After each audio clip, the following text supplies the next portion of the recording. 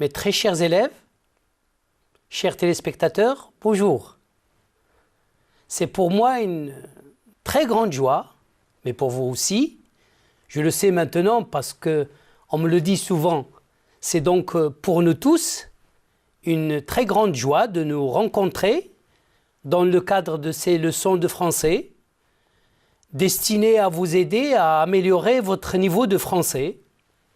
Souvenez-vous, après les différentes leçons de lecture, de langue, d'écriture, nous avons entamé une série de séances consacrées cette fois-ci à l'évaluation, c'est-à-dire à l'entraînement, à l'examen régional normalisé. C'est ainsi que nous avons déjà présenté 2 séances où nous avons présenté le cadre de référence avec le canevas de l'examen, mais nous avons aussi étudié les 2 premières composantes de l'épreuve, à savoir la compréhension de l'écrit ou lecture et langue et communication, et tout cela, rappelez-vous, à partir d'un beau texte extrait d'une œuvre de Colette. Bien, alors aujourd'hui, nous allons réserver la séance à la 3e composante de l'épreuve, à savoir la production écrite ou bien écriture. Encore une fois, je compte sur votre participation. Ne vous contentez pas de regarder la télévision. Prenez de quoi écrire, du papier, un crayon, une gomme, n'est-ce pas? Ça va nous aider, vous allez le voir. Voici donc l'objectif de cette séance. Objectif de la séance. S'entraîner sur les différentes composantes de l'épreuve d'examen. Et permettez-moi de vous rappeler le canevas de l'examen. Canevas de l'épreuve de français, examen régional normalisé. Bien, nous partons d'un texte de base, un texte littéraire, c'est-à-dire extrait d'un roman ou d'une nouvelle, mais non tiré des œuvres au programme. Voilà les composantes de l'épreuve. La première, compréhension de l'écrit ou lecture, et vous aurez 3 types de questions. Identifier, c'est-à-dire des questions de repérage. Là, vous aurez 2 questions. Comprendre, c'est-à-dire analyser, interpréter, construire du sens.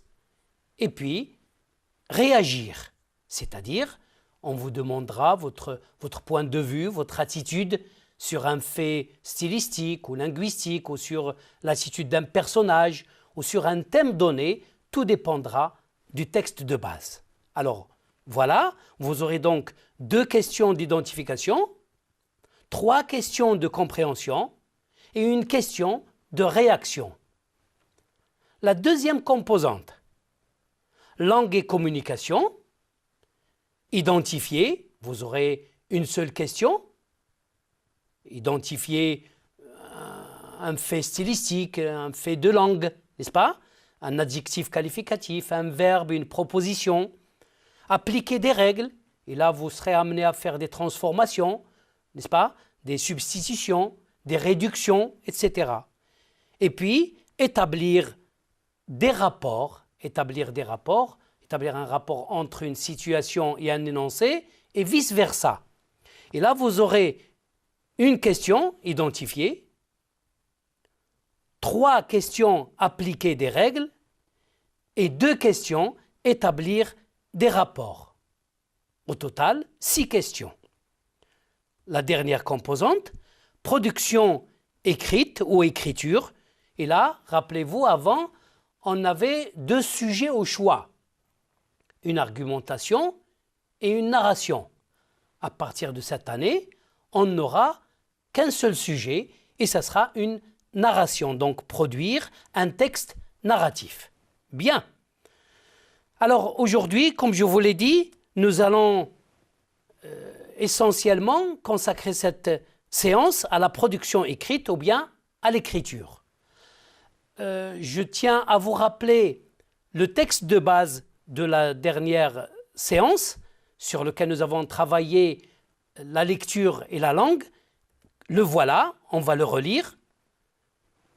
Monsieur, vous me demandez de venir passer une 8aine de jours chez vous, c'est-à-dire auprès de ma fille que j'adore.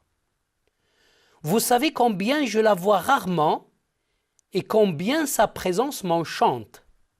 Pourtant, je n'accepterai pas votre aimable invitation, du moins pas maintenant. Voici pourquoi. Mon cactus rose va probablement fleurir.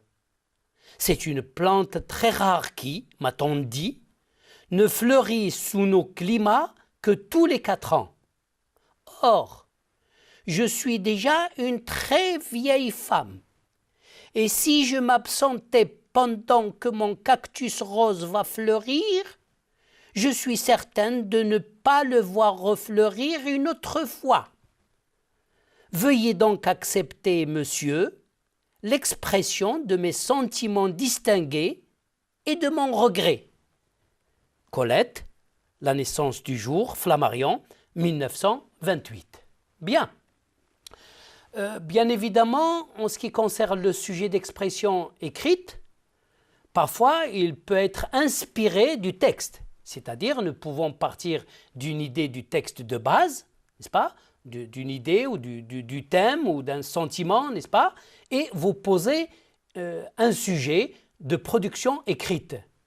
Mais ce n'est pas obligatoire, ce n'est pas nécessaire. On peut vous donner un sujet à côté du thème traité dans le texte de base. Alors, regardons aujourd'hui le sujet qu'on vous propose. Il a un petit rapport avec le texte de base. Bien, alors nous allons le lire, mais je vous demanderai gentiment de le recopier sur votre cahier.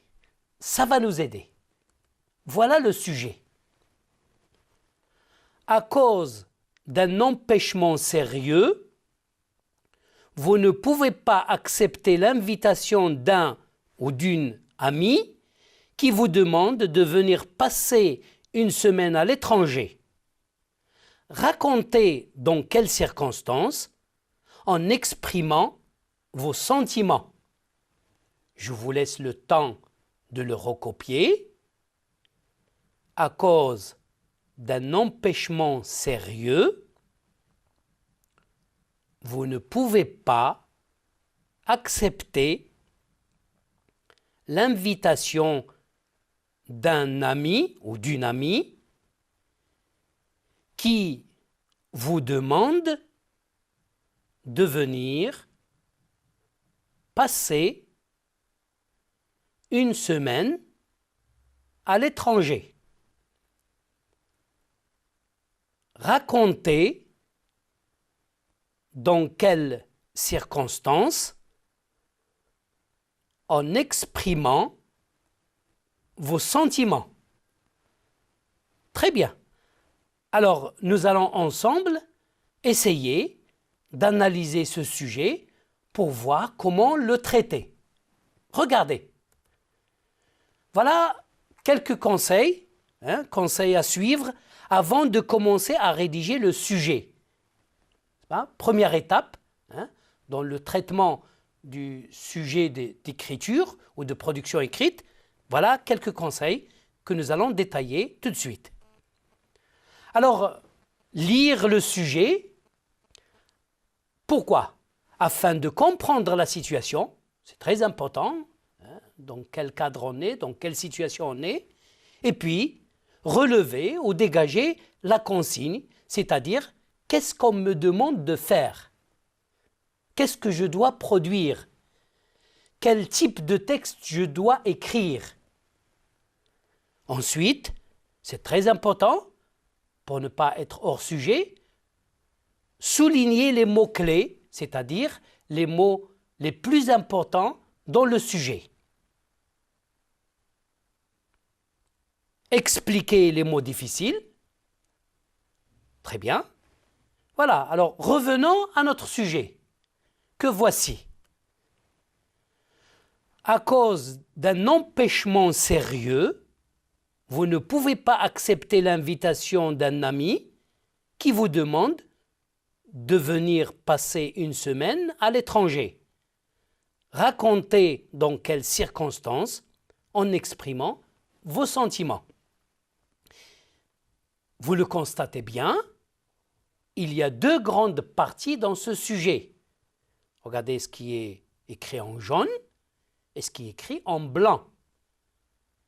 À quoi correspond la partie en jaune? Eh oui, très bien, vous avez tout à fait raison.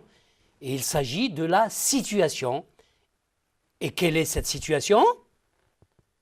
Eh oui, un ami vous demande de venir passer une semaine à l'étranger,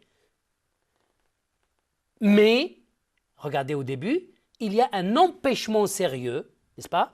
Vous ne pouvez pas répondre, vous ne pouvez pas accepter cette invitation parce qu'il y a un empêchement sérieux, c'est-à-dire un événement très important, soit pour vous, soit pour votre famille, soit pour vos amis, etc. Un empêchement sérieux, c'est un terme, c'est une expression clé ici, n'est-ce pas? Alors, vous ne pouvez pas accepter, c'est à vous de choisir pourquoi votre ami vous a invité, n'est-ce pas? C'est à vous de choisir le pays, hein? Ça peut être le Sénégal, ça peut être la France, ça peut être le Canada, ça peut être, je ne sais pas moi, l'Amérique, c'est à vous de choisir en fonction de vos connaissances, en fonction de vos goûts, etc. Et puis la deuxième partie en blanc, qu'est-ce que c'est? Tout à fait, c'est la consigne. Autrement dit, c'est ce qu'on vous demande de faire. On vous demande de raconter dans quelles circonstances. Parce que rien n'est donné, c'est à vous de trouver les circonstances, c'est-à-dire l'ami, pourquoi il vous a invité, c'est à vous de trouver l'empêchement, tout est à trouver. Il va falloir donc passer une phase de recherche. Et puis on vous demande d'exprimer vos sentiments, ce que vous avez ressenti et ce que vous avez éprouvé, de la joie ou de la tristesse, je ne sais pas, on verra, c'est à vous de voir. Bien. Maintenant, quelques conseils pratiques pour la composition. Pour composer votre sujet, qu'est-ce qu'il faut faire? Alors, premier conseil, évitez, renoncez à écrire au fil de la plume toutes les idées qui viennent à l'esprit. On a un sujet, on ne va pas se mettre à écrire tout de suite, à composer tout de suite. Non, qu'est-ce qu'il faut faire? Il faut noter au brouillon les différentes idées que l'on veut exprimer. Parfois, ça peut se faire en désordre et il y aura donc un moment, c'est pas, où on va faire un plan, on va classer les idées selon un ordre donné. Ça peut être un ordre logique, un ordre chronologique, un ordre d'importance, aller du plus important au moins important, etc. C'est à vous de choisir. Le tout, c'est de donner un sens à votre écrit, de donner une structure à votre écrit, d'organiser votre écrit. Très bien. Maintenant, quelques conseils pratiques pour la rédaction. Tout à l'heure, c'était la phase de composition et maintenant, la phase de rédaction quand on veut rédiger son sujet.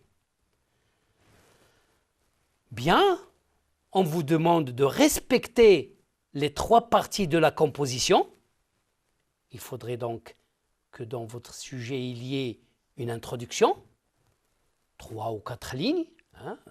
Vous rappelez la situation, vous rappelez les circonstances, etc. Deuxième partie, développement.